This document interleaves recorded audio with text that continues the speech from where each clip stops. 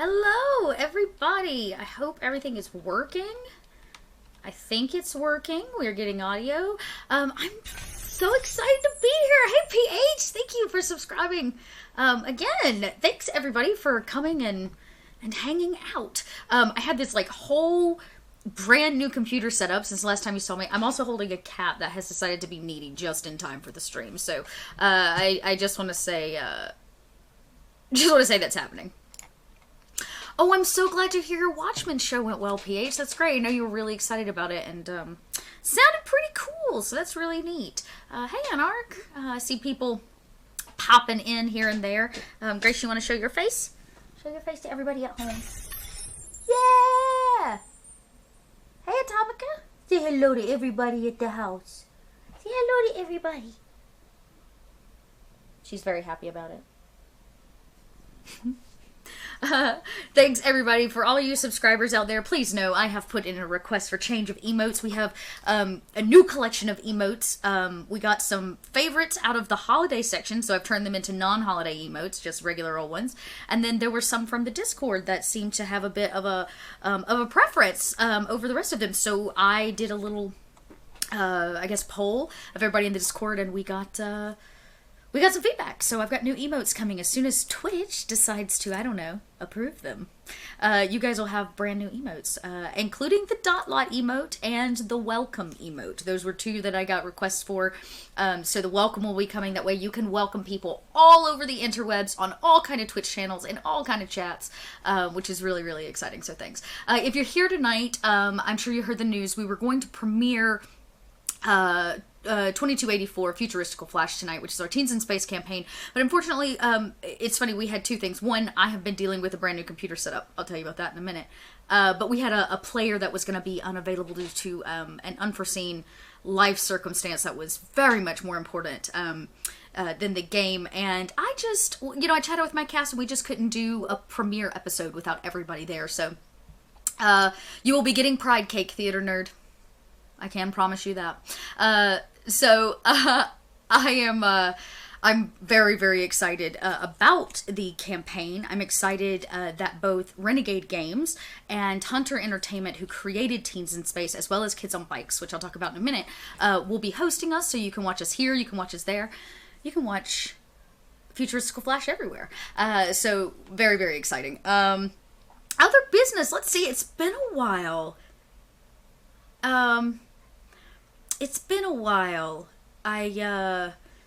I took a little break, and part of that break was getting things together for 2020, and Futuristical Flash will be the first tabletop show of 2020 here on the Dot Lot. And you know what? Tonight seems like a good night. I'll go ahead and make this announcement. I am sad to see the Owl of Lycia go from our Sunday slot. Marcy came to me wanting to test her... Hey, Gnome! So good to see you. Marcy came to me wanting to play test her material that she had been writing for the Owl of Lycia, and she had done it elsewhere and wanted some more time with it, and so I I guess you could say, gave her a place to incubate it. Hey, that's kind of worse. Another face we'll be seeing here this, next week, same dot time, same dot channel. But I am excited, not because Owl is going, but because the time slot has opened up, and I thought a little bit about it and decided that it is a prime community slot. There's been a lot of talk about opening tables up to people that want to playtest material, people that need a community a safe community to test things, to play stories. And since I am a believer that everybody has a story to tell, oh, that's kind of worse, thanks. You just missed my spiel. I'm currently out emotes because Twitch hasn't approved them, but you're going to get all kinds of emotes, including the infamous Pride Cake. There will be a slice of rainbow cake for you to share about the internet for any time somebody needs a vast, sweet helping of pride. But yeah, so I have decided that Sunday slot is going to shift a little bit. Sunday Fun Days obviously will continue, but I want to keep Sundays this kind of community day for the channel. So I'm going to open up submissions. Usually I GM everything here on the Dot Lot, but I think this is a great opportunity. There will be short campaigns, so 4 Sundays, so 1 month. You'll have 4 players, myself included. That was my laundry. And you will... yeah, you'll be able to submit your stuff, and I'll kind of pick and choose a few things to bring out and give people an opportunity, as well as new players, hopefully new content, new games, which is very exciting. So more is coming on that soon, but I can say the first incubation project that we'll be putting in was one that was brought to me by somebody that is not new to the Dotlight, but we haven't seen around in a while, which is Savric. So I'm very excited to announce that we will be bringing a Dragon Age campaign 4 weeks here to the Dotlight in February, and Savric will be GMing it. So I'll be playing, and we have another cast, a big cast coming. So part of what I want to do is offer some of the resources of the Dotlight, both a channel, an audience, things like overlays made for you, social media hype, and really just give people a chance. So if you have something you've always wanted to play, maybe a mini campaign or something, now's a great time. Yes. So I'm very excited about it. One, because it gives me a chance to sit back a little bit and just play in your games, but it gives other people a chance to tell stories. And since we all have a story to tell, this seems like the best way that I can at the moment accommodate that. So more is coming on that. First applications, or I guess you could say submissions, will be available to Patreon supporters. So make sure if you check that out, you can join for as little as $2 a month, and when you do, you gain access to all kind of stuff like first previews of character art, trailers. All right, ma'am, you done now? Okay, she's done with my lap. As well as things like after shows that are going to be coming out. Any kind of specialty content, the first access to Sunday Funday slots, and now first access to sign up for the incubation slot, which I still haven't decided what I'm gonna call that, but it's gonna get some kind of schwanky name. Hey Techno. Hey Techno, so glad to see you. So yeah, that's my spiel for that. So those are some things that are coming in 2020. There are also a few other projects in the work, but obviously Futuristical Flash is our first one. We've already had a couple cast members come in. So what I'm going to do is, instead of telling you what Futuristical Flash is all about, I'm going to get to show you this amazing trailer that was put together. Again, thanks to our very favorite Shauna, who you probably remember from Witch Girls. She was our artist for all of the incredible artwork you're about to see, and then I kind of tossed it together in a little video. So why don't we actually take a look at that? Here we go.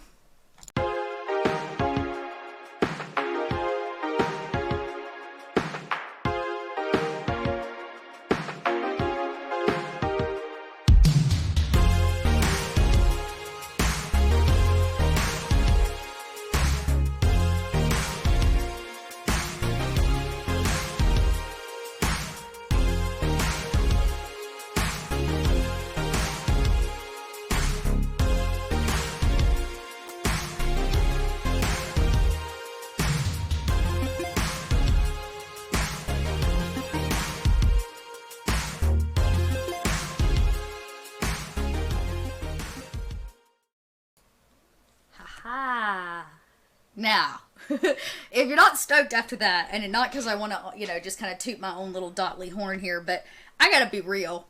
It gets me so stoked to see that trailer, so I hope you all are just as excited as I am for this. So, yeah, I'm so excited. So, obviously, with our delay in a week, I decided, instead of just canceling, I'd go ahead and follow up the hype, and we'd actually take a look at Teens in Space as a game.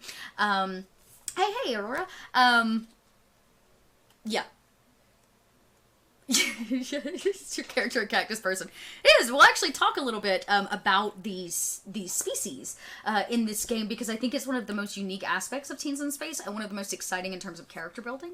But I think the first thing we have to do is give a huge shout out to the designers and the developers of this game. So we got to start here, right? Teens in Space won an Emmy this last year as at Gen Con, I believe, for most family. I can't remember what the category is. It's like family-friendly game, or game for children under a certain age.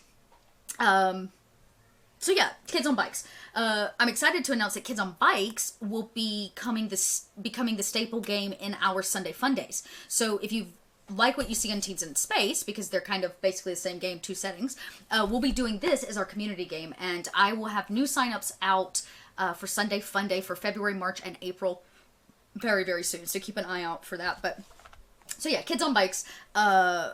pretty cool game. I'm going to talk a little bit about mechanisms, the way the dice rolling works, because all of you know that I was a huge fan of Witch Girl Adventures, which uses a somewhat similar dice system.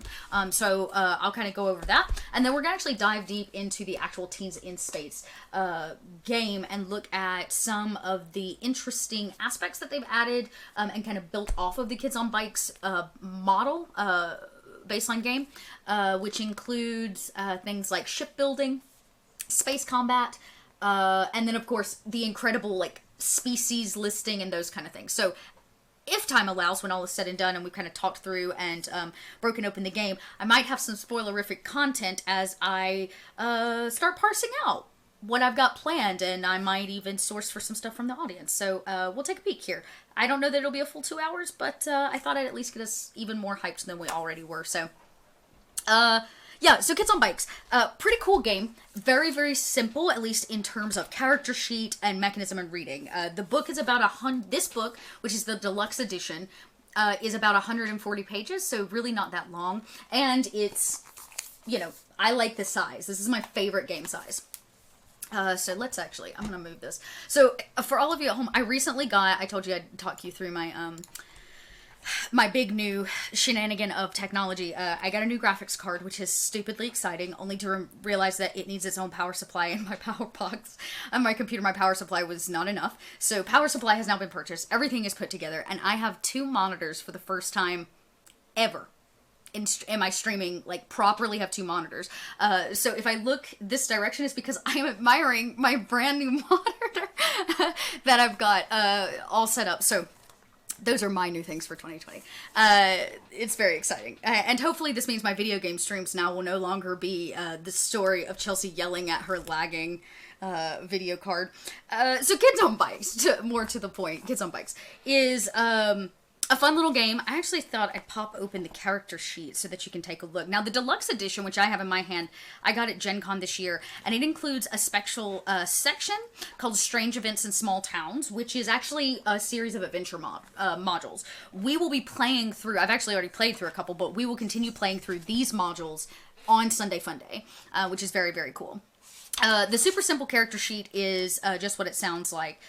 It is, well, super simple. But the characters are built off of, like, tropes, literally. If you took every kid movie you've seen from the 80s, you know, Stranger Things is super popular right now, Goonies, anything that has a core base of kids and adventuring is kind of the concept, the bare concept of Kids on Bikes. And what's cool is that your character is built off of what they call tropes. And the tropes, I'm not going to be able to find what I want. I don't have it up on my computer. Here we go. The tropes allow for a very quick set of stat plug-in. So you can see the character sheet here. So clean, so simple. First off, love the backpack. What a cute addition to, like, totally sell the gear. This is where you rate your gear. Cute. Like, so cute.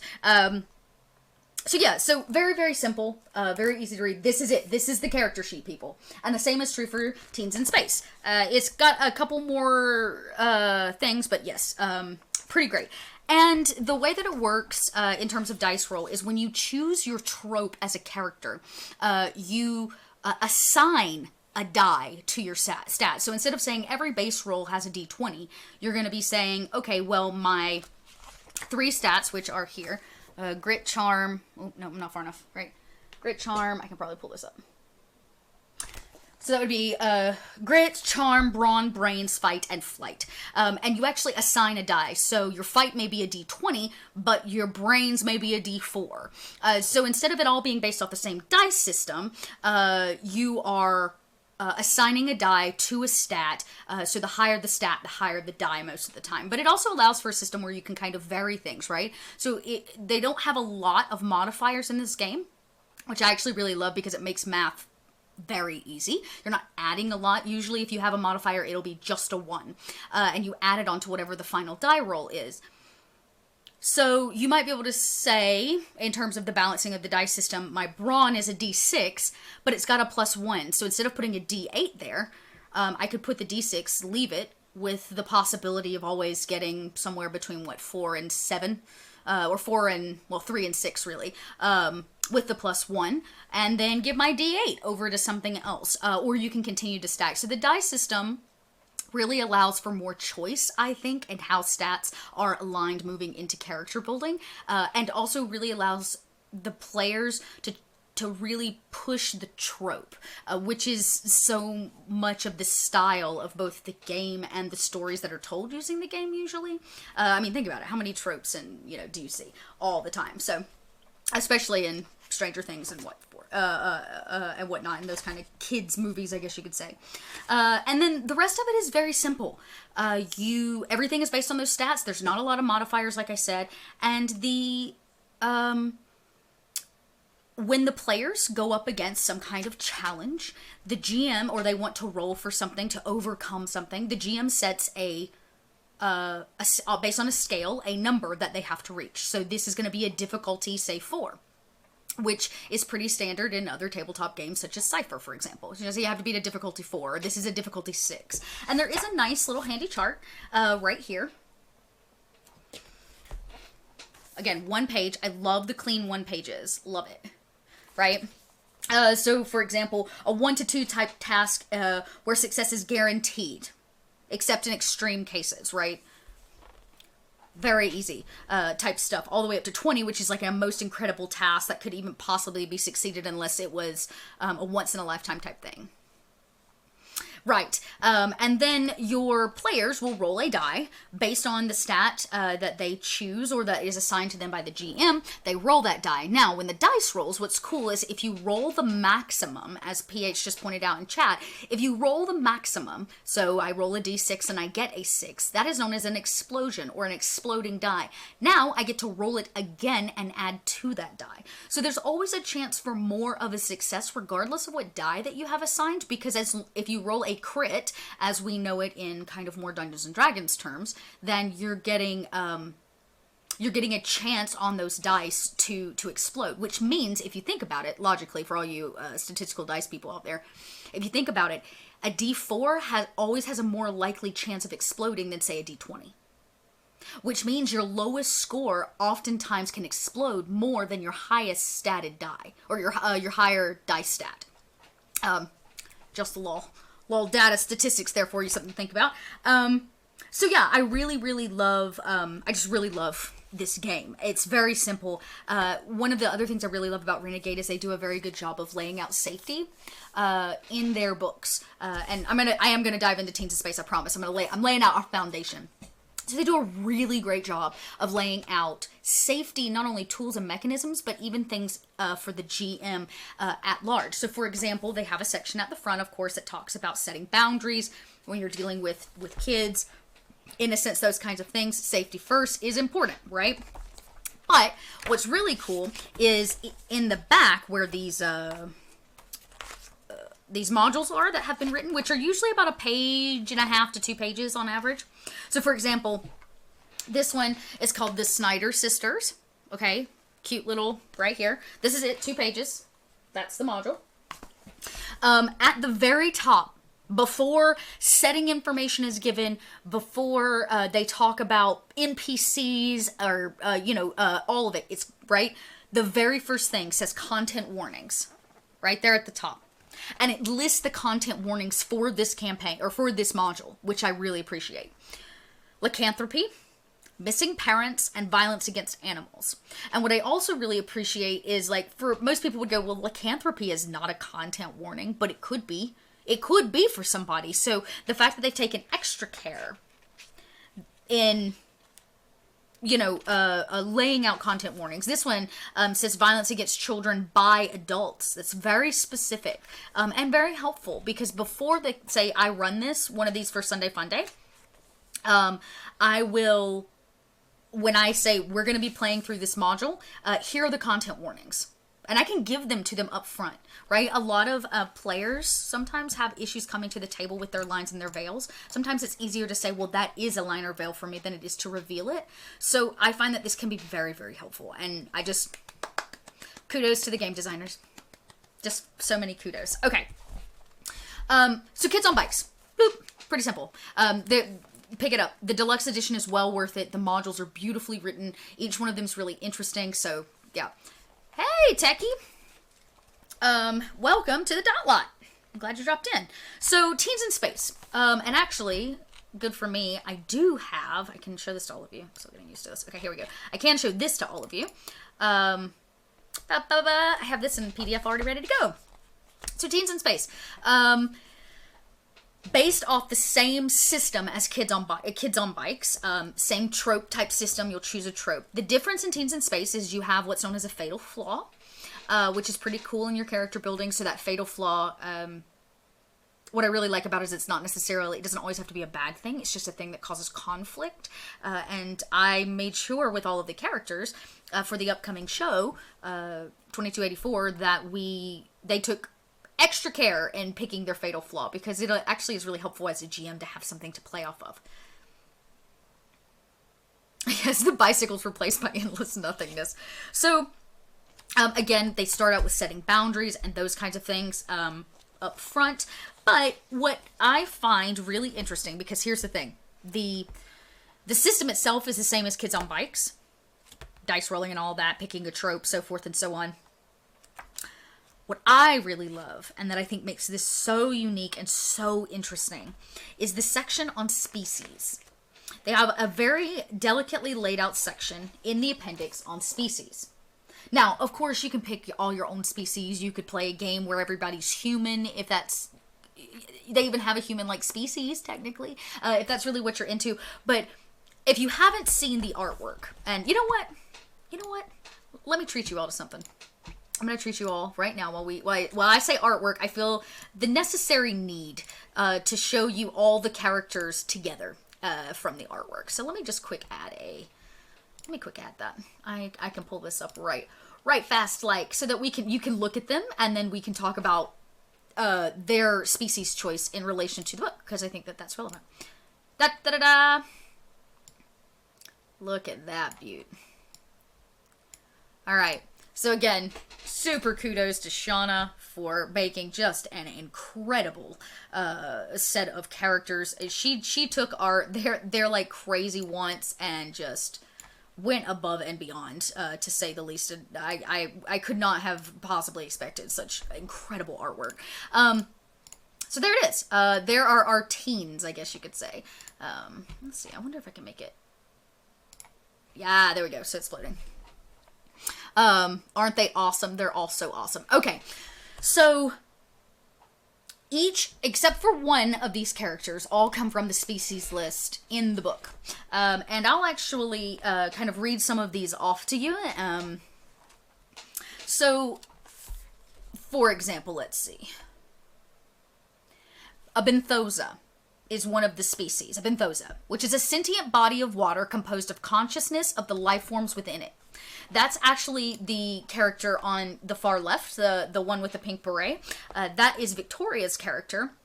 And Victoria, her name is Caspia. And the benthosas have this really interesting, and then they have like a whole breakdown of the species on each, like an individual page, but it says, while the benthosas differ wildly in personality, size, and personal relationships, they all share a similar story. They each started out as simply a body of water without thought or feeling. Then one day they awakened into self-awareness. For some, this awakening was peaceful or even joyous. For others, it was traumatic and violent. Isn't that crazy? I just think that's so cool. So they talk about the way that the body of water wakes into consciousness and how that consciousness is driven by the creatures that's inside it. So Caspia is unique because Caspia's personality is driven by the sea monkeys that live in her belly, which I think is such a Victoria thing, and it's so cute. It hurts, right? So I just love it. You can even see the little sea monkeys there in her little empty belly.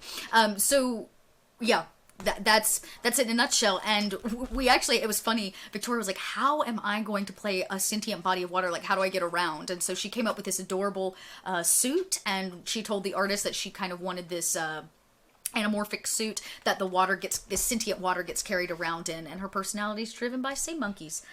So yeah, adorable. Moving right on down the line, we're gonna actually skip over and go to Marcus, our best kind of worses. Hey Lone Wolf, thanks for that subscription. Thank you. we're going to pop over to our cactus friend. You called it. I do believe it is a cactus in this current form. Which one? Yes. Their species is known as herbaceans. I love that name. Sentient plants who rarely leave their collective. So maybe we'll have to figure out a little bit about why Marcus's character, Pierce, adorable name for a cactus, by the way, why Pierce has chosen to leave and come away. So let's take a look, because should have... Yeah, herbaceans. Here's a little herbation page. Herbaceans can take the form of any plant, though they nearly universally get larger as they age. Adolescent herbaceans are roughly the size of humans, though they grow about a foot each year, unless they are willing and quite painfully pruned. It's a lot to play on there. And what's interesting, too, is that each species has a drawback, which is basically a negative that you take. So, for example, for the herbaceans, you get bonuses to regeneration. So that's a plus. You regenerate faster. The drawback is that you get a -1 to flight, so you're not as fast as a herbation as you might be, say, or dexterous as another species. It even, suggests a couple of things, like surnames: Brightleaf, Ironbark, Tinderbranch. I want to be a Tinderbranch. Those are surnames for the record. But yeah, let's see.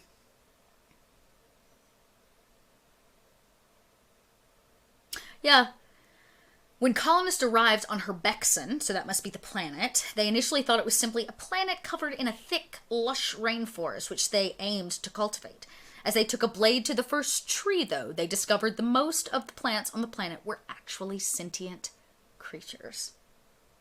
Oh my god, now there's this part of me that wants to run this whole other Teens in Space campaign that's completely like my statement on like green initiatives and recycling and like, yeah, that would be really fun.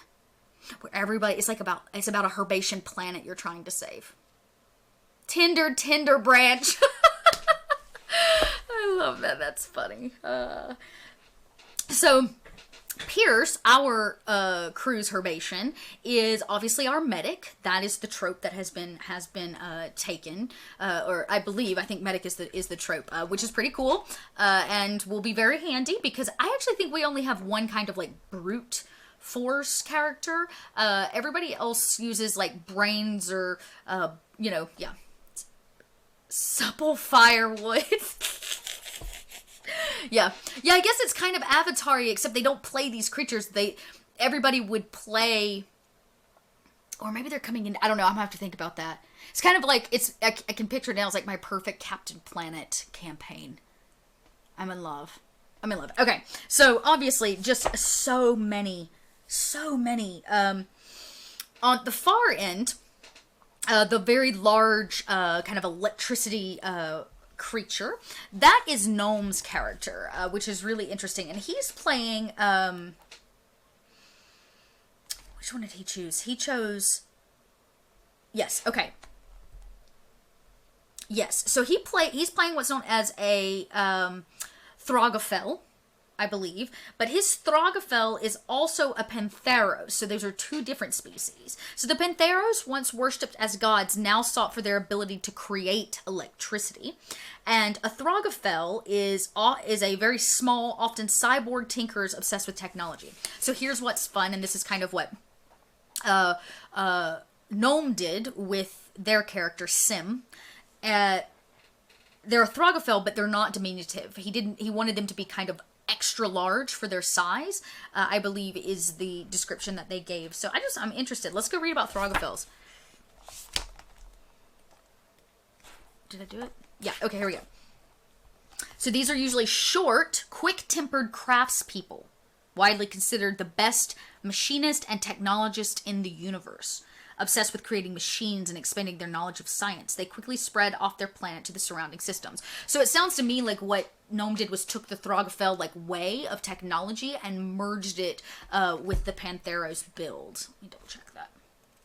Yeah. Yes. So the Pantheros survive by living a life on the run, protecting their young from the forces that hunt them. Wow. The universe began, the Pantheros were there. As the universe expanded, so did the Pantheros. They watched and guided civilizations, being worshipped as deities by those they helped. Eventually, these civilizations were lost to time, and the gods they worshipped were left to wander the cosmos looking for new homes. It's basically Thor. It's like the Thor mentality. Interesting. And then last but certainly not least is a character. It's really fun. You know, when I always leave my players to just like make your characters. Like, I'm not going to tell you what I want in my campaign. Make who you want to play, because you're gonna have so much more fun that way. And then I can start minimizing down and putting information on it. Why? I was gonna pull up. So each of my characters, or each of my players, wrote character descriptions, obviously for the artist. So, Cicero, you might know him as Stubby Stan. Cicero is playing a species that he created, which I thought was really interesting. And the species is, what did he call it? Magnanimous. The Magnanimous species. No, I'm sorry, he's from the planet of Magnanimous, and Magmantians. Magmanimus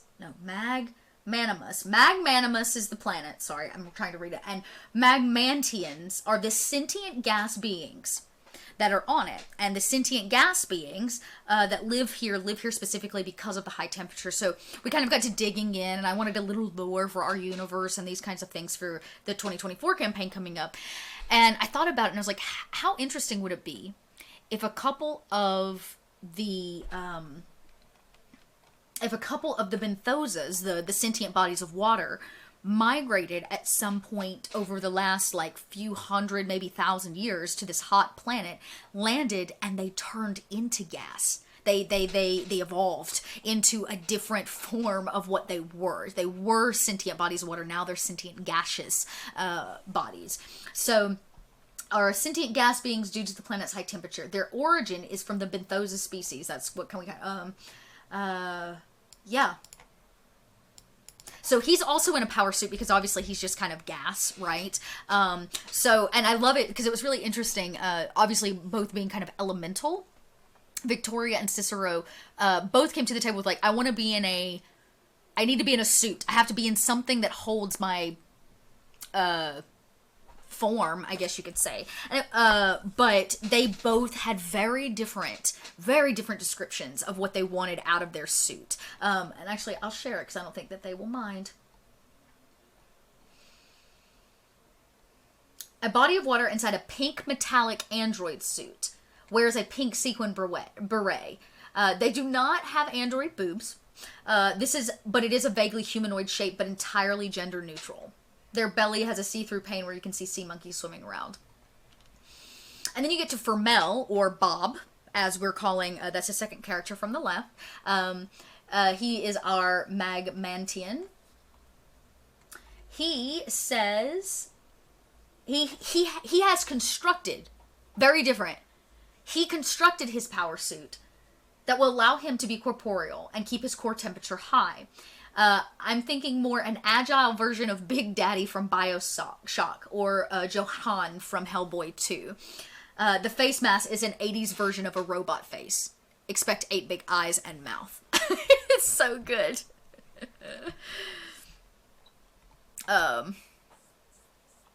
Yeah, totally see the BioShock, right? Like, such a great reference. And I really think, obviously the players did a great job of explaining what they wanted out of their characters, and obviously Shauna did a fantastic job of just, like, capturing it. I told her, I was like, I don't care what it is, but I want it bright, I want it vibrant, and I want all the color you can throw at me. And, yeah, the professor, that's what I see too, Lone Wolf. When he told me, I was like, that's what I pictured in my head, was like the gas floating around in his little like empty cranium.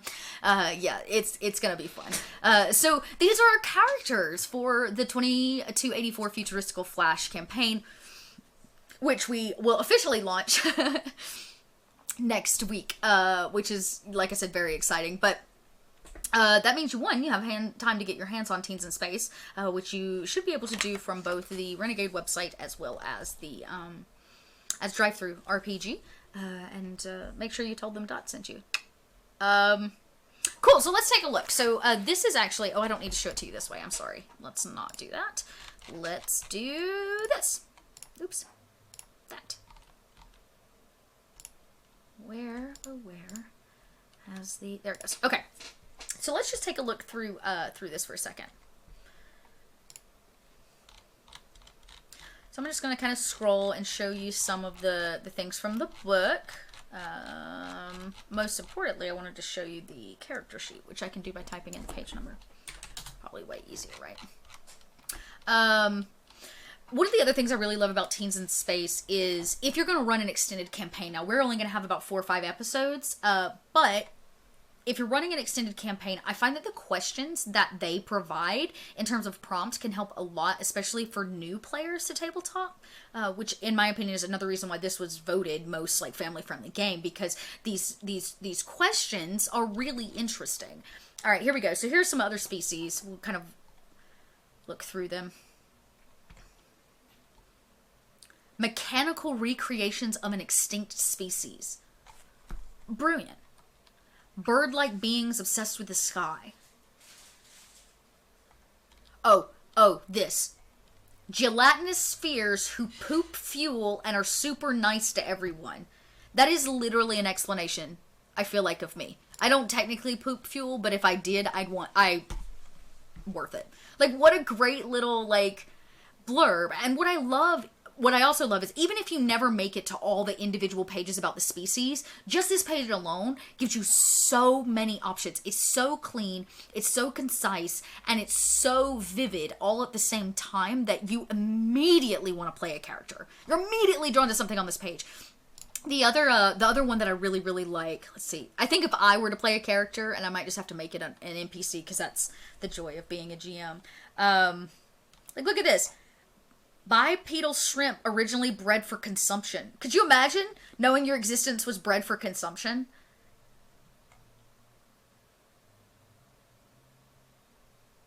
God, I just love it. Sleeping homianoids frozen in time.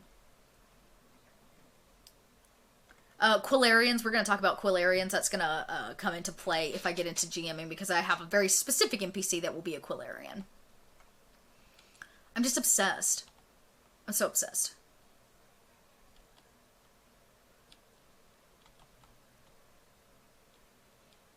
It's so funny. This. A friendly cloud-like species of artist. I want to play a cloud.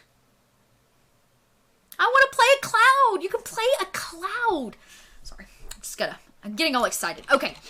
So we can scroll through. You can see some of the art in here.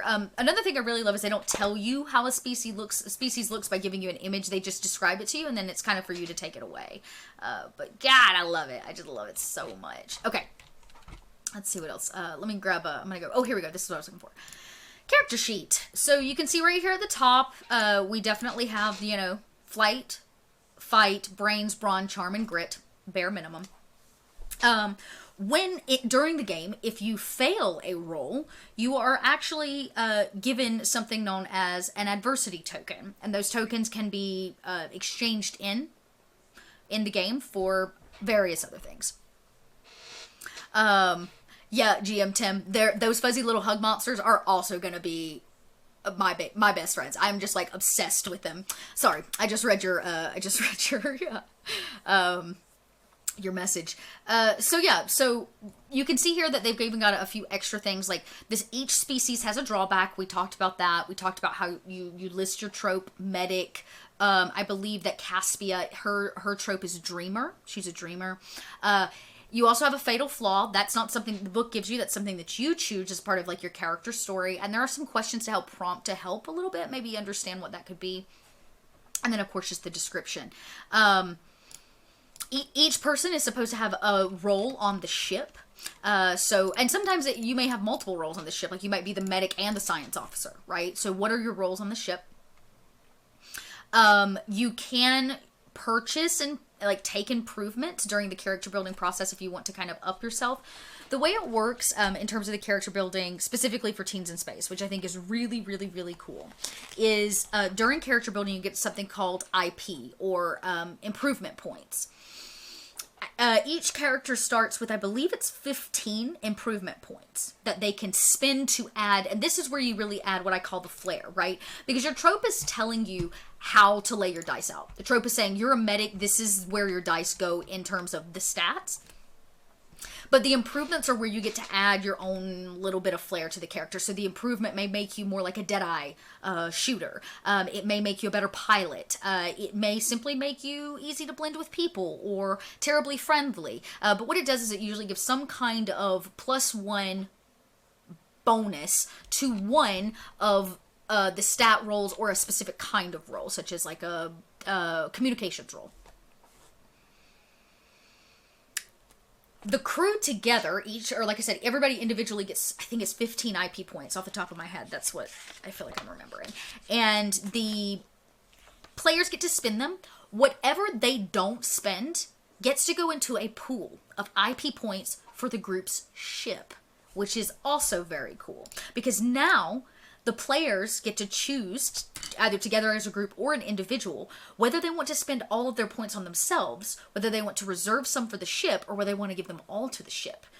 Which makes the ship itself a character in the game, which I think is really cool. Just really, really cool. Wait, let me go back. So, something kind of to think about. We had a pretty cool session 0 with this group, and quite a few of them gave up IP points towards the ship. And actually, I can show you guys the ship sheet as well. That's hard to say. I can give you the ship sheet. Yeah, nice. Like Farscape. Actually, it's funny. I'm in another sci-fi campaign that I'm GMing as well over on Renegade Games channel on Thursdays, and that's a much more like dark, serious campaign called Coriolis. But there is an option in Coriolis. Actually, no. It might be in this book. There's an option in this book to upgrade it to be a sentient being. That's Teens in Space. Hang on. I'm second guessing myself now. I'm second guessing myself.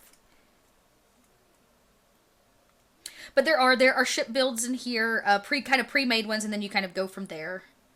Failure, success, burp, burp. Well, I'm not going to find what I want. Oh, yeah. Stealth, vessel, warship, scout, and then there's like a whole list in the appendix of these upgrades. And I think one of them is to make your ship organic. Yeah, Yeah, it's an organic ship, I believe is what they call it, what they call the upgrade. If I am not completely losing my mind. Character improvements. Crew questions. Character improvements. Where are my ship improvements? Give me those ship improvements. I'll have to find them. They're in here. Oh, here we go. Extended ship creation. Yeah. Here we go. Sentient. Yeah. You can add major points into making it a sentient ship to the point where it will fly itself. Advanced autopilot, rudimentary AI, and advanced AI.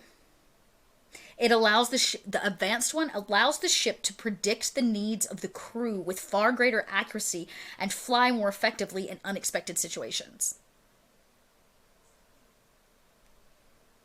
I guess technically the ship you can make any ship sentient. Like I said, they kind of have, just like you have tropes for characters, you kind of have this preset build for ships. The ones that they list are Ancient Tech, Envoy, Freighter, Prototype, Science Vessel, Scout, Stealth Vessel, Warship. Interesting. So each one of these kind of comes with a base build, and when you look at let me find the right page and I'll just take us to it so I don't have to keep scrolling. The ship's character sheet is a little bit more in depth. I can actually share with you some of the things that our team put towards their ship. So our ship is, in fact, organic. It is an organic ship. We have a 1 in organic.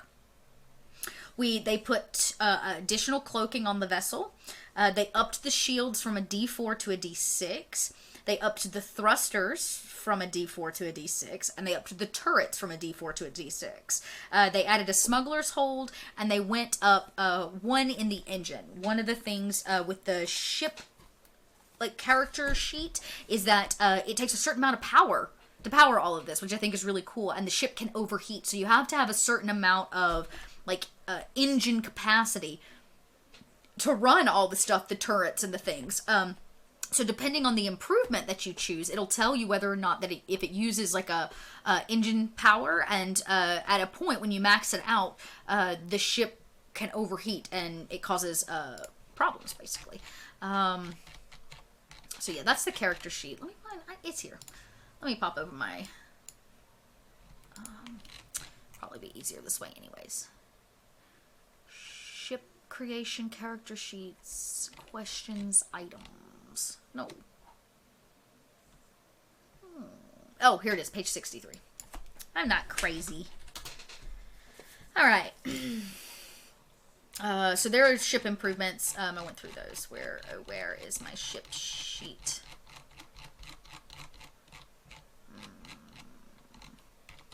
I went too far. I'm sorry, gang. There we go. Here we go. So this is what the ship sheet looks like. You can see all ships, regardless of what you choose, come with anything that's fully filled in is something that's pretty much already there. And then that you can spend IP to go up, right? So in their ship has thrusters are 2, shields are 2, and I believe the turrets are 2. So here's the heat meter. This is where we get engine upgrades. They have upgraded once, which means this gets filled in, which means they have 6 slots to hold things that require power from the engine. And then you can get these weapons upgrades as well. You can purchase a self-destruct button.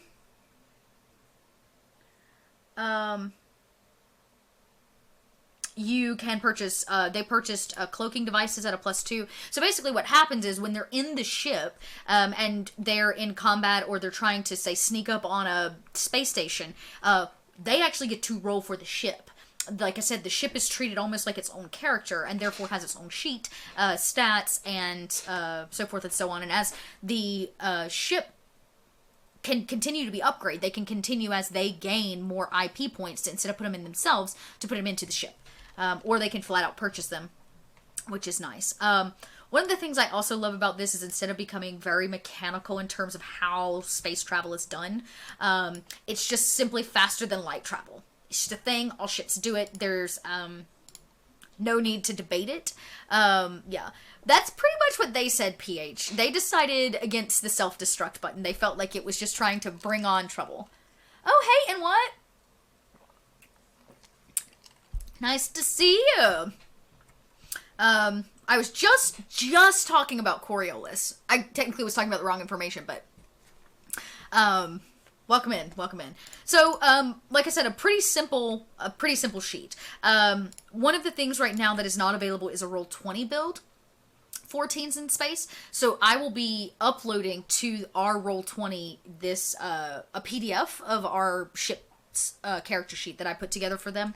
We will be using the Kids on Bikes build in Roll20 because it's pretty much the same, at least for base character rolls. So that's how we'll get our digital rolls. But there is, I believe, a fillable character sheet that comes as part of the set when you purchase it off drive-thru or their website. So there is a digitized character sheet, just not one direct in Roll20 at the moment, which I have a feeling won't take very long.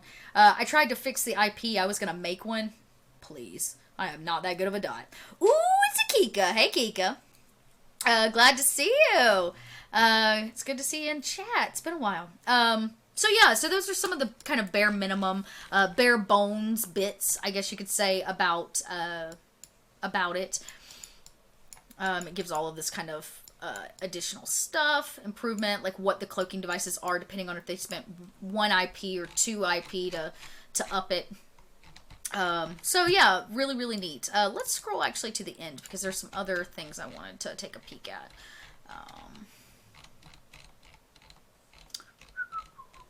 So yeah, here are some stuff. Like they have a couple lists of things.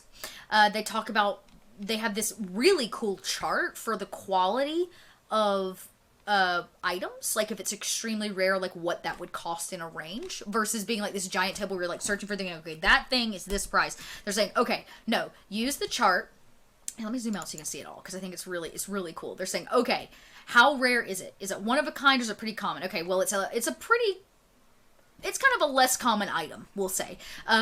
In terms of the quality of it, it's pretty well worn. So the quality's not as good. So it's only going to be about 50 to 100 credits, right? Or I could say this is a one-of-a-kind item you're not going to find anywhere else, but it's seen 200 years buried under the dirt.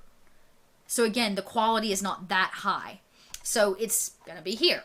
Maybe it's a very common item, but the quality is pristine, right? Really cool chart for pricing things. I think it's very handy. It's so easy. They make your job as a GM so easy. Oh, chai is my favorite too, Lone Wolf. I like a hot chai latte with a splash of espresso. It's called a dirty chai latte, and it's one, my favorite thing to say at the coffee shop, and two, my favorite thing to drink at a coffee shop. Let's see, what else have we got going on? Yeah, so they have like gear and stuff.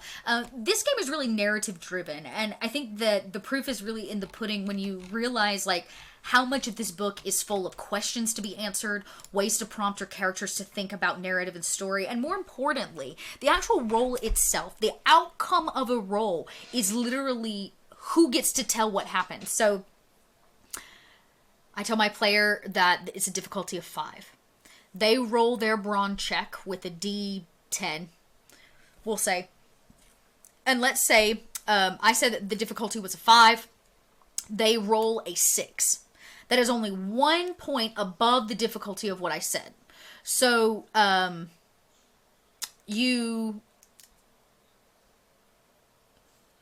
the chart, basically there's a chart, and what it does is it tells you based on how much over or under the roll, like what you called as the GM, and how much over or under the roll was.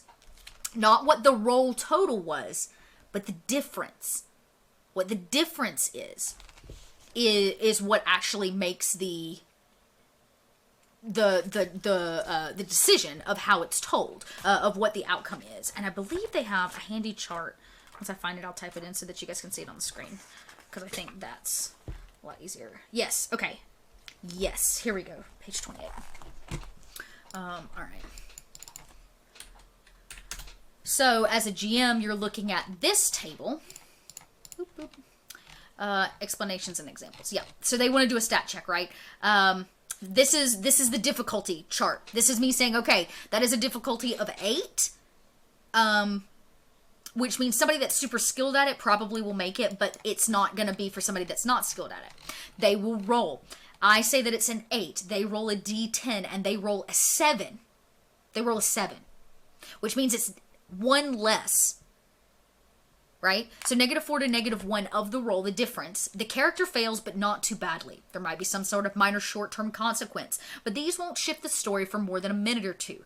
These characters have tried and almost succeeded, and the GM should narrate the near miss accordingly. Characters may have some input into the ways this near miss plays out. I'm gonna move that up to the top so you guys can see it. Right? So basically what it's saying is you failed. But it's not like you flat failed and the thing didn't happen. It's just a small, minor consequence. So, I don't know, say you're trying to do something in a hurry. Your speed causes you to be careless, and you burn out a circuit board that you were trying to put in. Now you've got to replace a circuit board before you can finish. Right? The characters, I love this, the characters may have some input. This game really wants the GM and the players to be working together in tandem to tell a narrative story. And not in a way where it's like large structure, and I'm trying to move them through. Part of what I love about Teens in Space is it feels like I'm also a player at the table. It feels like I'm playing as much as they're playing. Let's look at some of the successes. The character succeeds quite impressively. At the GM's discretion, the character might have some additional benefits beyond the success, but these will be slight and only occur if important for pushing the game forward. As a character narrates their success, the GM may interject these minor benefits. It is, say you roll a +5 on a roll that was called, you have a +5 difference.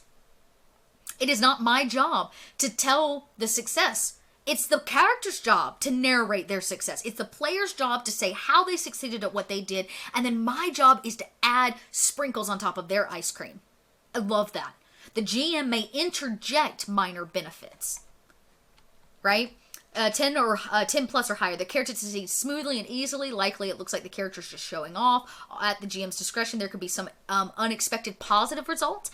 As the player narrates their extraordinary success, the GM should work with them to give them a few additional benefits. So you can kind of see that it's a very different, oh, no, one ice cream, yeah.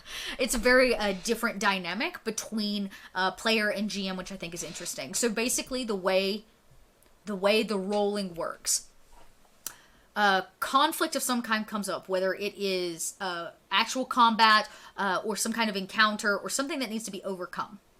The GM will say, tell me how this is how I'll do it. How do you want to do that? Well, I want to use my brains to hotwire that door open. Great. That's going to be a difficulty of 7 or 8. I'll call it out. We'll say an 8 for the ease. That player's going to roll their brain. Hopefully their brain is nice and high. They may even get a +1 depending on their trope or some of the benefits that they have. And the roll will happen. Is it above or below the called number? I called 8. Is it more than 8 or less than 8? And then you want to know how much. And then you reference the chart as a GM, which you can pretty quickly memorize, and decide the level of success or failure based on the difference of their die roll versus the called difficulty level. If you've played Cypher, this is kind of like that. The difference is you're trying to hit that number in Cypher, where this is actually about how much over or how much below do you succeed. So pretty neat little dice system. I really, really, really dig it a lot. Yeah, they talk about ship combat. That is something that's in here. They talk the difference between, and this is something I think a lot of tabletop RPGs overlook. They have some guides for decisions that are made snap and decisions that are planned, which I think is really interesting because a lot of players are planning players. They want to think their things through. So I really, really love that as well. Let's see, what do they say on that? That's the exploding die. Planned and snap decisions.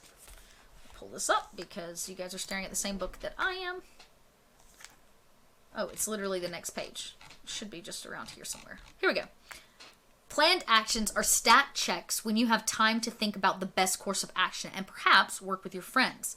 Snap decisions, on the other hand, are choices that have to be made quickly under bad conditions and are thus more chaotic and unpredictable. Although the GM always sets a numerical difficulty, there are two distinct kinds of stat checks: planned actions and snap decisions. And I think that is a key for the GM in terms of how you're setting the number at which they're trying to reach. Thanks for hanging out, Aurora. I really appreciate it. Thanks for dropping by. And I'll see you next week, hopefully, back here for actual gameplay and not just GM chat. So what I'd like to do now, here in the last little bit, I kind of went through the game. I mean, it's a very simple RPG in terms of learning it and understanding it. That's really it in a nutshell. And then, of course, all the nitty gritty of like species building, ship building, and all the improvements that you can add to your character. I'd like to take a second and show you some of my notes. I get a lot of questions about how I organize my players, how I plan a campaign, how I go about doing things. I get a lot of questions about how I do it. So I thought I'd give you a little sneak preview on the back side of what the document that I'm currently using with my players. I don't want to give too much spoilery stuff away because we will be back here next week. I know I had some of my cast in chat if they're still hanging out, so you might want to cover your ears for some of this. But this is the document that they have. I should make sure that you can actually see it because right now you cannot. Oops. Oops. Da, da, da, da. So this is a document. I build this document using a template for every campaign I run. Every one of them. I'll even pull up some old ones to prove it to you. Like, this is what I use. It is a shared document between everybody that is involved that holds all the information that they're going to need, or I feel that they're going to need. It's also an evolving document. It doesn't start in one place and stay that way the whole time. It's constantly evolving. I'll add more information. I may go in after each session and write a synopsis so that if somebody was out, it could be read, or if anybody forgets something. Depending on the campaign, if NPCs are really important or locations are really important, I might lay that kind of stuff out. So we'll take a look. I'll show you. So the first thing I'm going to do is talk about basic campaign and business information. What it is, what this document is, and I lay out information, business information for my players. What their stipend is, when they'll get paid, right? That's really just business of the Twitch side of things. More importantly, this document's going to hold a few other things, such as content information. This game will be PG-13, and it's going to have dates, times, you know, so forth and so on, when everybody needs to be where they need to be. And then I link a table of contents that actually takes all this information, which can kind of be long sometimes, and makes it clickable, so that you can like quick click and drop down. So first things first, it's going to have this chart. It always has this chart, always, that lays out important stuff for the cast at large that they need to know about each character. So in this case, it's person, preferred pronoun, character and their preferred pronoun, the species, that's very specific to this. What species did you choose? What trope did you choose? And what fatal flaw did you choose? Some of this obviously hasn't been filled in my characters yet, or my players. I'm not that worried about it. And then they can drop their character description, which this is what I pull, of course, for my my artist. Then I'm going to have a list of assets that my players can gain access to. The next thing that I'll actually add here is a link to Dropbox that has like all their character images and stuff in it, because they gain access to that. But they're going to have this link, right, gives them all the information that they're going to need to know about character creation. That includes the Teens in Space PDF, the digital character sheet, right, is already there for them in a quick link. I link to safety and streaming tools. Always. I want them to know that this is something that I have read. This is something that we live by on the dot lot. And at any point we can put these safety tools into play at the table. Their Roll20 link, so they never have to ask. Discord to the dot lot, because I like for them to come and chat with us. I always make a Spotify playlist for my campaigns, so there's a link to that, and a Pinterest board, because everybody communicates differently, and I love communicating through images and music. Yeah, you're right, Kika. I saw that the other day. I've got to update it, because I actually have to take it and Owl off and replace it with new stuff, so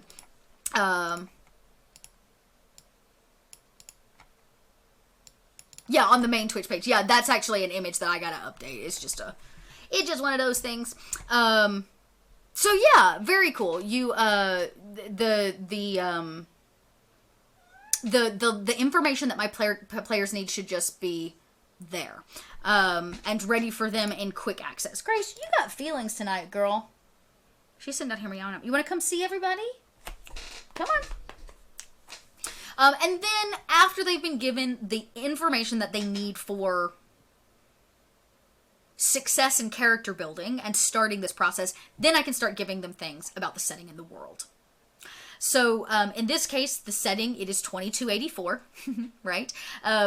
This campaign, I told them from the beginning, has this kind of vibe and feel that I wanted of like Xenon Girl of the 21st Century meets Bill and Ted's Excellent Adventure meets like my David Bowie's neon futuristical concepts of, you know, the 80s. I wanted it to have this. So I wrote for them in terms of the setting, things are bogus, tubular, and totally futuristical, like all the time, which I think really encapsulates the feel of the show.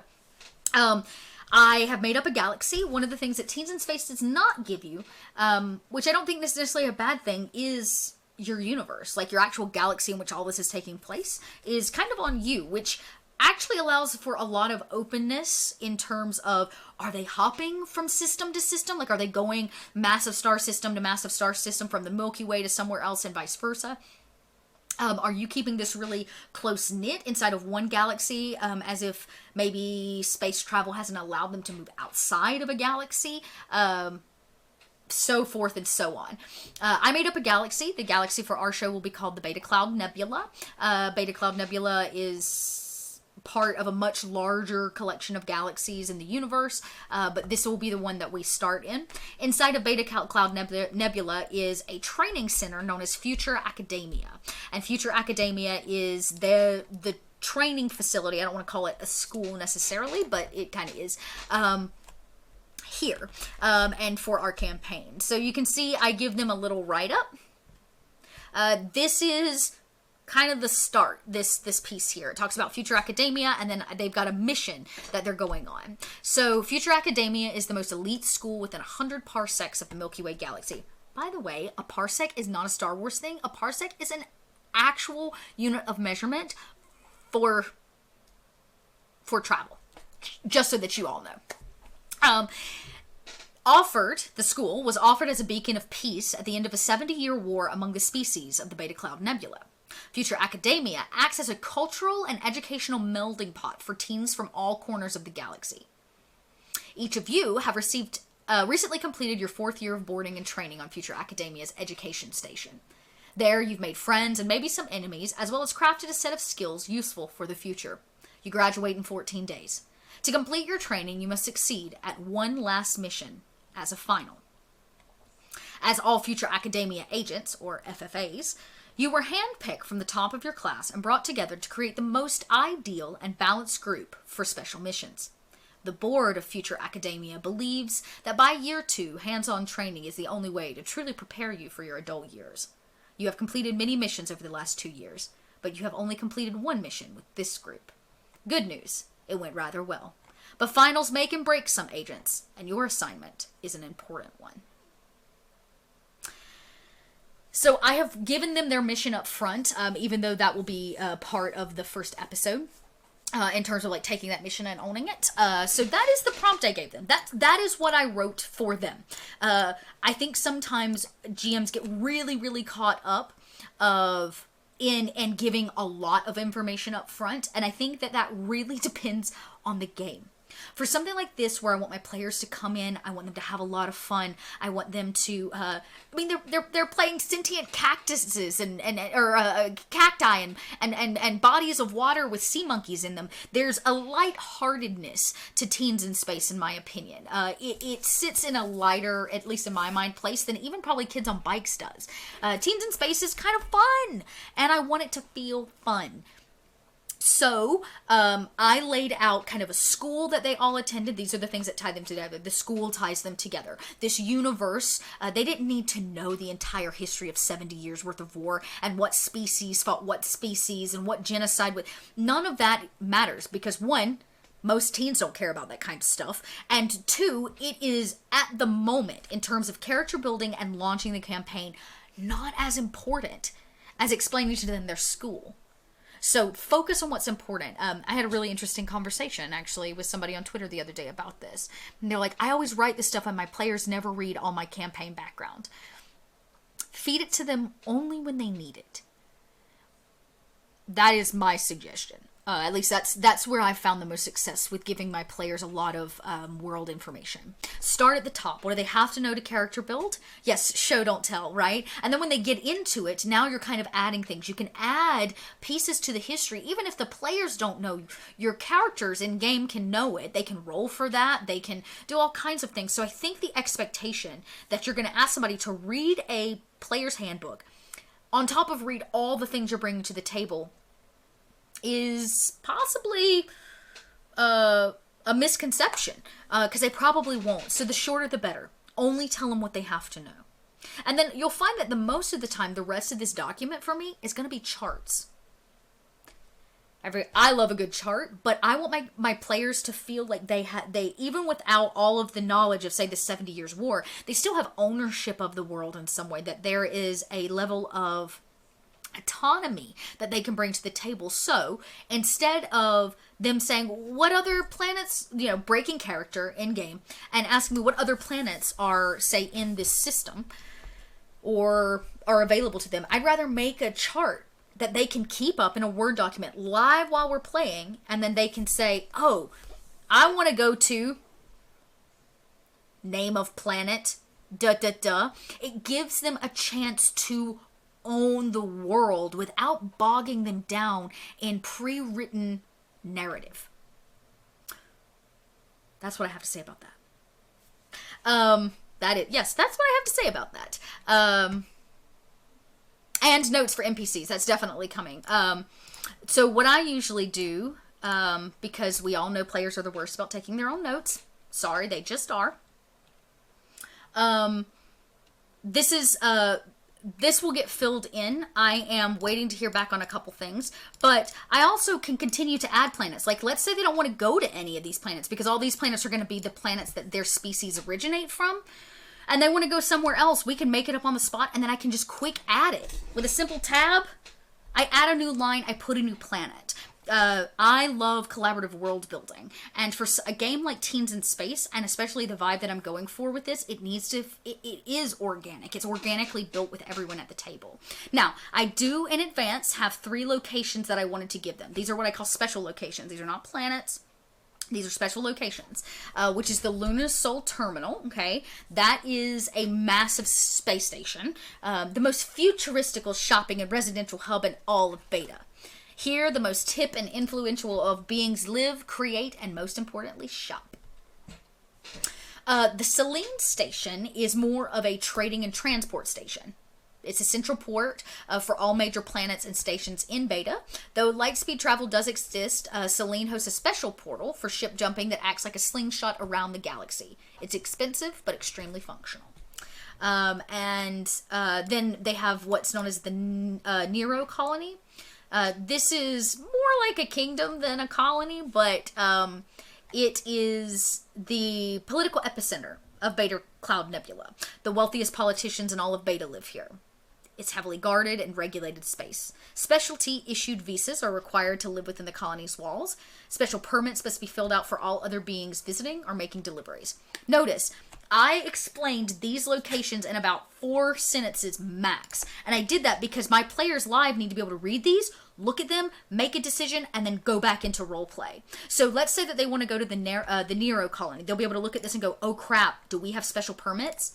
So instead of asking me or me having to prompt them to get those special permits, now they can narrate their own story of finding those permits. Oh, that's really cool, Lone Wolf. I cannot draw to save my life. Drawing is really not my strong suit. I am a doodler, but I'm not a drawer. So it's always really nice to yeah.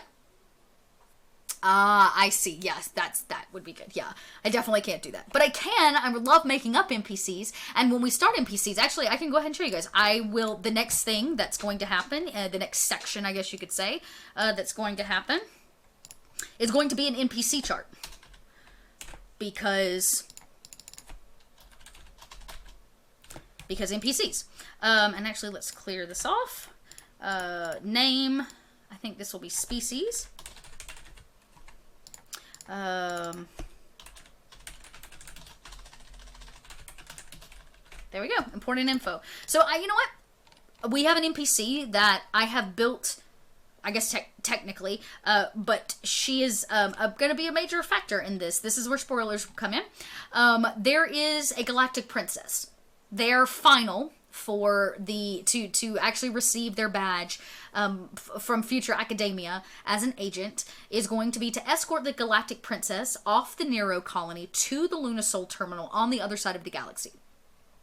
Once they are there, they have to service her protection unit, and the princess is to receive anything she needs and is to arrive safely and, most importantly, on time.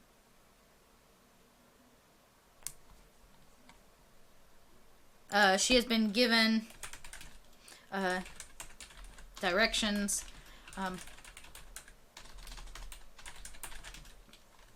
There we go. There we go. Oh, I didn't spell instructions. There we go. This is the mission. This is what they will be told in game, obviously. So guess what? One of the major NPCs for them is going to be the Galactic Princess. And most importantly, this Galactic Princess is not probably what all of you would picture. She's not a Leia. She's not your Princess Leia. She's gonna be special in her own right. Her father, she's a galactic princess because her father pretty much rules over the Narrow Colony. He's a very influential political figure. And they are, in fact, Quilarians. That means, actually, there are some things that the book does better than me, and explaining Quilarians will be one of them. If I can, I know where Q is. Yeah, here we go.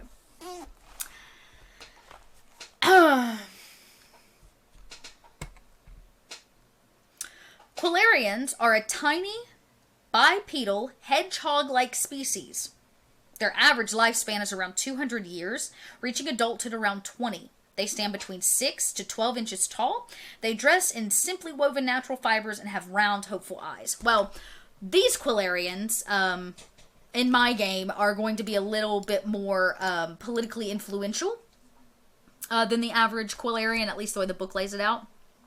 They are furry, ranging in color from light tans and grays to dark browns and reds, with long quills. They can tuck themselves into tight, spiky balls as a natural defense.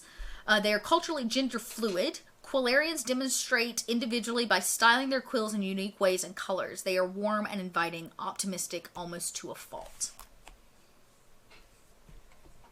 I love them. So they're going to be, our Galactic Princess for the run of this is going to be a Quilarian.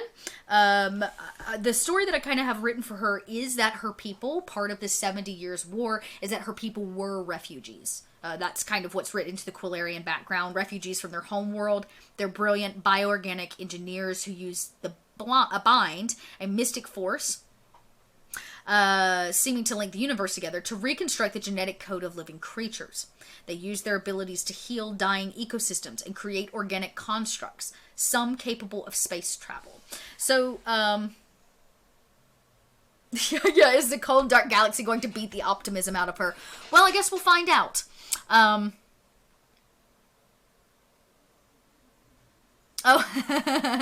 Yeah, GM Tim, I just adore the writing of this book. I've been reading a few of it out loud, but yeah. I just think they're great. Yeah, look, that's right there at the top. There's your name. Well, wait, hang on, that way. Da-da-da. Yeah, so I love them. She's going to be our princess. She will be a Quilarian galactic princess. They choose to be called a princess because, of course, Quilarians have, they're kind of culturally gender fluid, but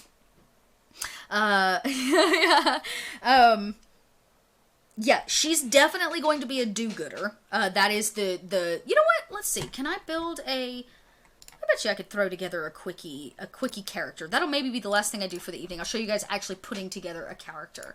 Let's see. Did I? If not, I can fix it. I did not. So let's just open a new Roll20 link, shall we, crew?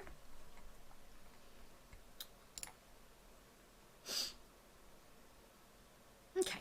So again, I built this off the Kids on Bikes Roll20 so that we had a way to digitally roll dice. There is a fillable PDF available to you, a printable one, all that kind of stuff when you purchase the game. But, you know what? Here, I've got a test. I'm going to edit this so the players can't see it. It's in the players' journals, but it can only be edited. No, I just want it to be edited by me. We don't have a name for her yet, but I will. I will get one. Okay, so you can see here, I think, let me double check you guys have a good view of it. Good, you do. Oh, I'm glad you're loving it, GM. GM Tim, I'm gonna, this was definitely not the plan, but it's good for me. It's good for me to talk these things out loud a second time before we do it next week. And I have some really bold choices coming to the table in terms of story. I'm excited to see what everybody does with it, but... Okay, so she's our galactic princess, is Quilarian. They do style their quills in different ways. I'll give a nice description of her. I definitely think that she dyes her quills, and there will be something special about her. Yes. Oh my god. Okay, I have to read this. I'm sorry, Tim. You're gonna have to listen to your words again. This is amazing. Their culture is rooted in pacifism, and they share a connection with the Bind, which they refer to as the One Heart. I love that. When healing or repairing another living organism, they appear as if they are hugging it. Their healing hugs give them the nickname Fuzzy Hug Monsters.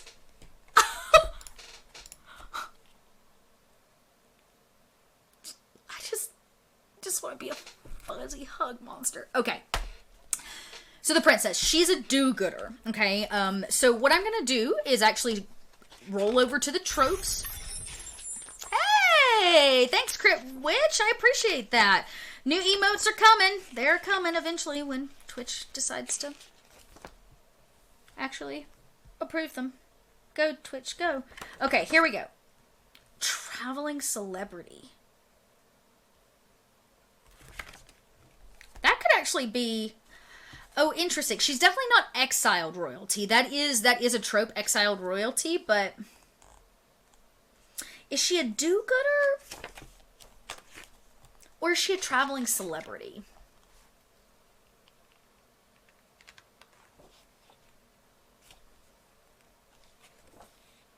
There's no such thing as too silly when it comes to fuzzy hugs. Oh, thanks, Crit. Yeah. Oh, you filled your heart. You've been a subscriber for 12 months. Thank you. I just saw that.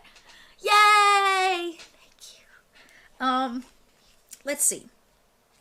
I really think, in honesty, the traveling celebrity is going to fit the way that I envision this princess. This princess, yes. Yeah, level up. Yes.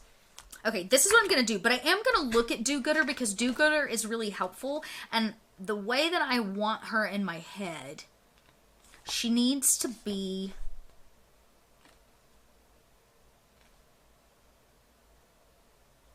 Yeah. Yeah. Okay. Yes, this is, she's actually gonna be the traveling celebrity trope, which I know is a little funky, but I mean, she's a galactic princess, yo. Okay, the Quilarians age a little different. They live to be like 200. So she's actually coming up on what we might consider your 16th birthday. This is part of the narrative. So again, spoilers ahead. But let me double check because that means that she'd be like... It's so funny. Age matters, but it also totally doesn't matter in this game because in all reality, like... it tickles me. I'm sorry. I get so tickled by this game. Okay, MNOPQ is the way that the alphabet works. There we go, Quilari. Okay. Their average lifespan is around 200 years, reaching adulthood around 20. So I would say humans reach adulthood at like 18. Yeah, you know what? Screw it. She's going to be almost 20. Fear is actually part of what's on Kids on Bikes because so much of Kids on Bikes is based on the like fear mechanism. Teens in Space doesn't have that. Their character sheet is their species and their species drawback. So what I'm going to do is put princess, because there's not an actual space. I'm kind of making this work, right? So there's the Quilarian species has been handled. Let's see. Motivation is probably more like the fatal flaw. Her fatal flaw is...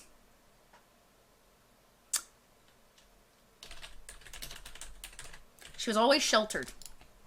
That's a major fatal flaw, especially when you're trying to go out and into the world. Fear is actually the, actually she's Princess Quilarian. We'll do this. They have a space for the trope, which I don't think is necessary, but there is a species drawback and the species drawback. So the fear will be the species drawback on our character sheet. So let's just quick take a look at what the Quilarian species drawback is. Uh-oh. Did I lose it? There we go. Okay, Quilarian species drawback.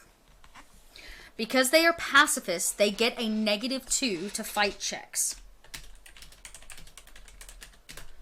They are only willing to harm living creatures in the direst of circumstances. Okay. Love it. Cool. So, now I'm going to actually take the trope that I chose, which, like I said, is the celebrity, and I'm going to fill in these die, and then I'll show you how the character sheet works, because it's pretty sweet. I saved that, but here we go. Traveling celebrity. So their charm, as you can imagine, is a D20. Okay. The brawn is a D12. Kind of brassy. The grit is a D4. The brains is a D10. The fight is a D8. And, no, I'm sorry. The flight is a D8. The fight is a D6. I'm going to do that constantly, everybody, just so that you know. Okay. There it is. The kids on bike sheets, of course, have all of these strength and flaws and things for checking. I'm not as worried about that because I'm going to give her some character improvements, which is actually what I'm going to list here in this descriptor, I think. Actually, I'm going to do it down here in powers. So improvements. So for her improvements, I'm going to say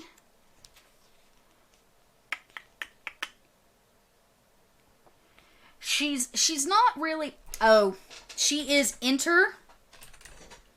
galactically beloved. I still spelled it wrong. I see. I did spell it right. Well, at least in terms of what the book says. Intergalactically beloved. What does that do for us?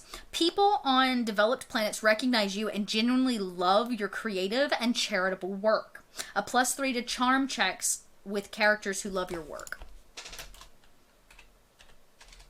So that's actually really great. You don't usually see a boost that large in Teens in Space, which means that's a very, very powerful power. So +3 to charm checks with characters who love your work. Okay?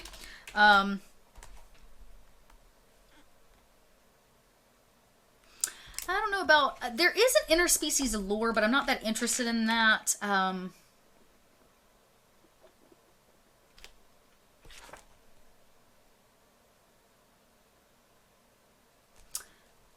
Stealthy, tough, troublemaker.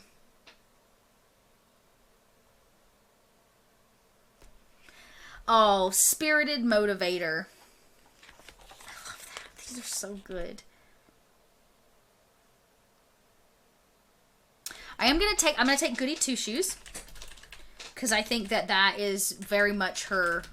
So Goody Two Shoes says spend an adversity token to locate and receive help within reason. Important. Within reason and without making any stat checks. From law enforcement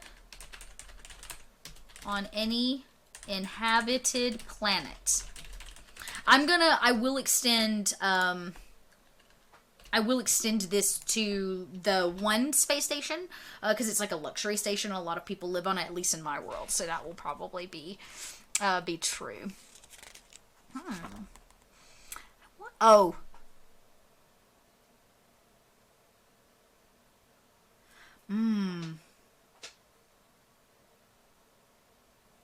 Okay, I'm going to make her, this will be the last two that I can take.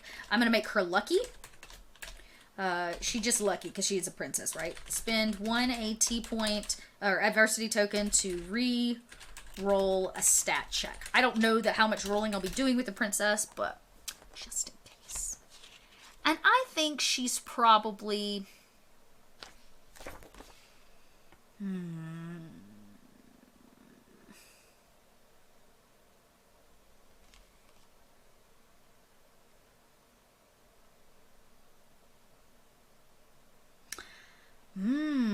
I'm so torn on these. Because she's definitely not... The way I envision her is that she does have the ability to heal. That's a huge, like, thing for her.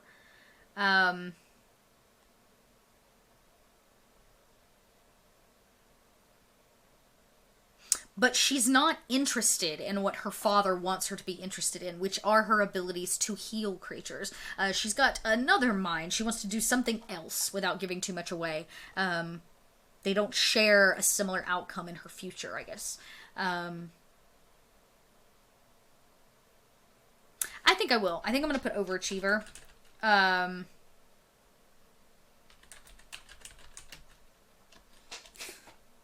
+2... Oops. +2 to charm checks when interacting. This is perfect. With an authority figure. I realize I can't type and talk at the same time. I can do one. Or the other. Okay, so there are her improvements. And that's kind of the most... all of it. That's kind of it in terms of character building. Like, once you get the fatal flaw,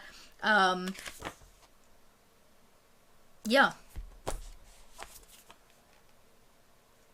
There she is, the Great Princess. Now I need to come up with a really good Quilarian name for her, but that's it. Oh, hey Steve, I just saw you pop in. Yeah, this is the, we're actually talking Teens in Space, but it's based on Kids on Bikes. So I was doing a last minute. We've been going through like the book and talking about all the really cool species and the fun stuff in it.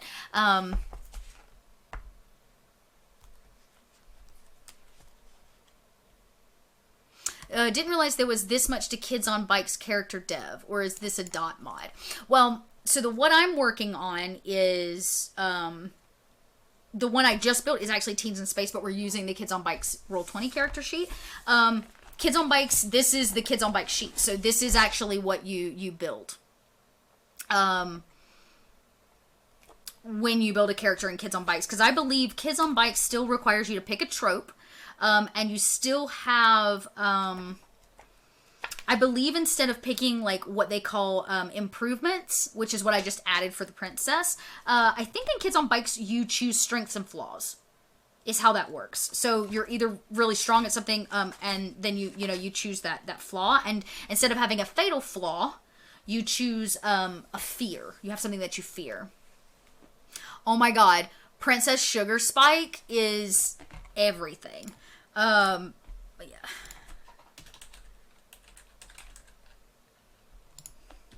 I think Sugar Spike is their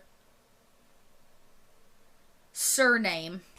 I'm thinking that she needs a first name, and it needs to be good. Let's see. Because they do have suggestions of names. I'm interested in what the Quilarian ones are.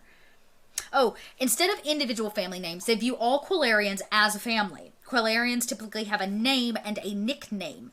The former given at birth, and the latter chosen by the individual during their teenage years. Okay, she calls herself Sugar Spike. That is definitely her chosen name, but her given name was probably not something as welcoming. Princess,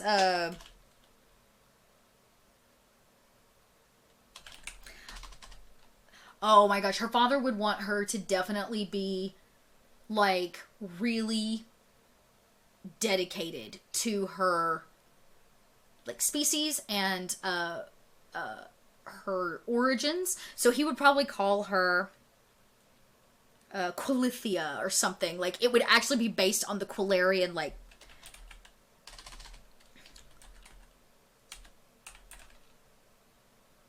yeah, Princess Quilithia. She hates that name and doesn't use it. She uses... I'm gonna redo this so that...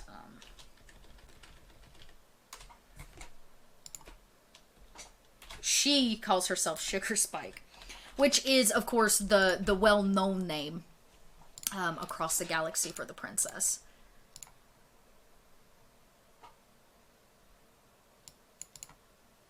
Oh, you didn't know that, Coven? Yeah, Oscar the alligator passed away. They had him stuffed. He's on display. You can still see him. Yeah, the, Hey, Lord! Yeah, I'm wrapping up, so no more spoilers. That was the one. The one big spoiler was the princess was gonna be our spoiler. I don't think the players know yet that she's a Quilarian, but it's gonna be fine. It'll be a fun reveal.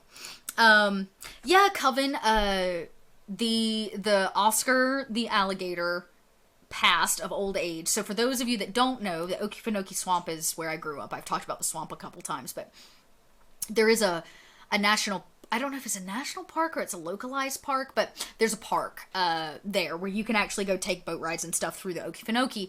And one of the big things to see, or used to be, when you would go, was Oscar. Oscar was one of, from what they could, if I remember correctly, the oldest alligator that they, on record, that they have in the Okefenokee. And I want to think Oscar was like 100 or some business. I gotta look this up now. I gotta know. How old was Oscar? I got off on a tangent. Yeah, Oscar the alligator. Let's see. What did it have to say about Oscar?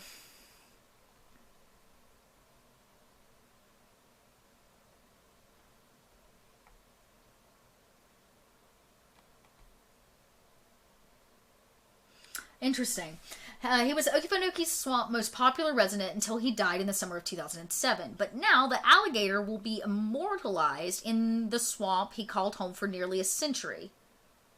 Bone by bone, the aged star has been brought back to life thanks to Don Barry Hill, who, along with Jim Brewer and many others, volunteers piecing the bones back together like a massive puzzle. Oh, interesting. So he's been around. Okay, here we go. Most gators, as it says, most alligators live to be 50, 60, maybe 70. Rarely does one go 80, 90, or 100. Let's see. The research that they're doing shows they believe that Oscar lived to see about 100 years old. And they're assured that at some point in his history he took a shotgun blast to the face, plus 3 bullets, and still survived. So he was a tough man. Huh. Yeah. They said that he was found dead of natural causes in the water that surrounded the garden there. Yeah, so he'd kind of been the staple for like, gosh, that's almost like 60 years in the Okefenokee, because the Okefenokee was built in 1945 as a state, either a state park or part of the Everglades there that come out of Florida. And so anyways, Oscar ain't no joke. But yeah, so they are reconstructing, I think, Oscar's like body or something, and they're putting it on display for everybody. But yeah, he was one of the oldest skaters that they've ever had. So the spider section was horrifying. Yes, it is. We have some scary spiders in the South. We have some scary bugs in the South, and the swamp. I tell people all the time that swamp is my favorite setting for stories and games, because the swamp is one of the most terrifying places ever. Ever. I think, there's, you think about like dangerous locations, like locations that'll really just kill you. Desert. Maybe barren frozen wasteland. Or like the tundra, like frozen tundra. And possibly deep epic rainforest, but it's not going to be the rainforest itself. Right? It's not going to be the rainforest itself that kills you. It's going to be probably the critters of the rainforest that kill you, unless you're dumb and eat like a plant or something. But the swamp. Beyond all the creatures, beyond the gators and the bugs and the moccasins and just the general amount of snakes that exist in a swamp, you're looking at the swamp itself. The physical land will literally swallow you whole. I remember watching this. Okay, this is my last tangent, and then I really am going to get off for the night. I remember watching this episode of Bear Grylls when I was in college. The thing to do, all my friends would get together, And we'd get really wasted and we'd watch Bear Grylls because we liked laughing at this poor man who made what could be considered poor life choices. And there's this one episode where he's moving through the Everglades. He's like in a swamp and he's got this massive... Sorry. I'm remembering it now. It's very funny. He had this massive stick. And he's like walking with the stick like ahead of him, you know, to feel for the ground. And he takes one misstep and puts all his weight behind it. And the swamp just like, and he's gone. Bear Grylls disappears under the like water and muck and mud. And you see there's a moment where the camera guy like shudders where he's like, what do we do? I'm serious, it's out there and it just like the whole swamp just swallows him. And it's like, it's that fast because the ground it's soft. Even at the bottom of the lake, most of the time the swamp is soft. So like, it's just super dangerous. Like, the tides come and go at odd times in comparison. The water, oftentimes people think it's, fresh water, so they'll drink it, but it's actually brackish. There's a lot of really interesting bacteria and things that live in swamps. And plants. The ecosystem of a swamp is also really, really, it's really interesting. I love the swamp. I love it. A lot of bats in the swamp, which a lot of people don't realize because they eat a lot of those bugs. So yeah. I love it. I love the swamp. Thanks for bringing that up, Coven Guy. I got off on a tangent. Oh yeah, at any point. Yeah, don't light a cigarette in the swamp. Because if, like, you come across a patch of methane gas, whole thing just up in flames. They also, some of the worst bugs. Chiggers. I don't know if you guys know what a chigger is. You might have heard, other people call it a red bug. We call them chiggers, where I grew up. They live in the moss that hangs from the trees. Oh, yeah. Yeah. I'm going to allow that word because it's like a literal word. Oh, chiggers. I remember when I first went to Savannah. Savannah, Georgia is a low-lying area, obviously on the coast. It's very humid and the air is very moist. A lot of bugs, a lot of grossness. But that's where SCAD is, their main campus, and that's where I went to school. So annual roll for the first day of like walking through as freshmen, and they're walking us up and down these beautiful streets of Savannah. It definitely needed a good on you, Twitch, for allowing me to block that word. But we were walking and they were giving us these tours. We were going building to building. We're seeing these beautiful like parks in Savannah, and there are all these old like trees and stuff, and they've got all this beautiful gray moss hanging from it. And the tour guide's like, whatever you do, don't touch the moss. And I guess moss like that, most people usually see it in bags at a store, and you buy it, you put it in your house in the bottom of a planter. But when you get a lot of students from outside the country, or the opposite side of the country, we get a lot of international students at SCAD. They've never seen moss like that. And so they think it's beautiful, and they'll like pick it up and toss it around their necks and stuff, and then they break out in all of these red bumps because the chiggers have eaten them alive. These red bugs live inside the moss, and you can't see them because they're so small. But then, you know, all these students are like, oh, look at the beautiful moss, take a picture with it, I'll wear it like a boa, I'll put it in. That's how you end up with chiggers. And the only way to get rid of a chigger that I've ever found successfully is to take clear fingernail polish and paint every one of them to cut off airflow to the chigger, and then it will die, and then you can pull it out of your skin. They're all also in Queen Anne's lace flowers. Yeah, horrifying, right? Horrifying. Yeah, look it up. I think that, I don't know what their technical bug term is. My mother called them red bugs. Oh, Vaseline, that's a thought too.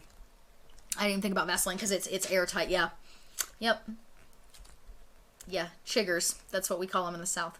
The bane of the swamp world. Well, then of course you got everything else from ticks to palmetto bugs to massive, scary spiders. Anyways, the swamp, it's a terrifying place. And if anybody tells you differently, they're lying to you. They are lying to you. Berry bugs. Scrub itch mites. Interesting. I guess they are probably technically a mite. That makes sense that they're actually like a mite because they bury under the skin. Anyways, on that note, thank you, all of you, so much for hanging out tonight and dropping by, even though we didn't have the show going on. Please know we will be back here 8 p.m. next week for Teens in Space. You know what? And we've got a few new folks, so you know what I'm going to do? I'm going to let you guys take a sneak preview one more time before I close this out of the Teens in Space trailer. So much love to Shauna, who did the incredible artwork. So much love to Renegade Games and Hunters Entertainment, who put together this game. I am in love and I'm very, very excited. I believe the park is open, Coven. They shut it down for a while, but it was just the backside. But I'm pretty sure that the Okefenokee is still open. You know, they do the big holiday lights every year. They, like, cover the swamp in Christmas lights, and then you can go take a boat out. It's one of the most beautiful things I've ever experienced. It's really cool. So, yeah. So, let's take a peek one more time at the trailer. Get that hype going, and then next week we will be back here strong to kick off our first episode of Teens in Space 2284 Futuristical Flash.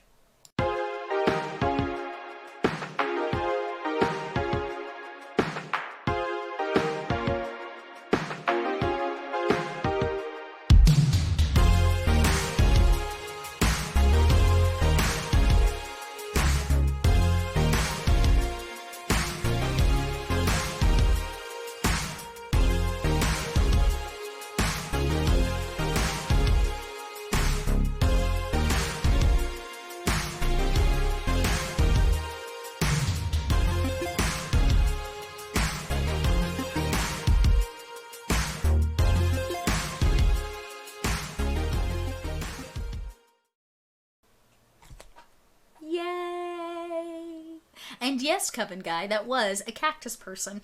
In Teens in Space, we call them herbaceans, is his species name. Herbaceans can take all kinds of... They're basically sentient plant life. But ours, Pierce, is a little cacti. Little cacti medic. But we'll learn more about all of these lovely teens next week. Right here on the Dot Lot, 8 p.m. Eastern Standard Time. We will kick off 2284 Futuristical Flash. I really appreciate all of you hanging out. Hopefully by then, please everybody keep your digits crossed. I'd really love for our emotes to be ready. We've got some new emotes coming for all of you. It's going to be great. So please, please, please, please, Twitch, I beg you, the Twitch gods, please accept my emotes. Until then, I wish you all the best. Remember, don't do anything I wouldn't do. And until next time, be good, folks. We'll see you around the Dot Lot. Bye.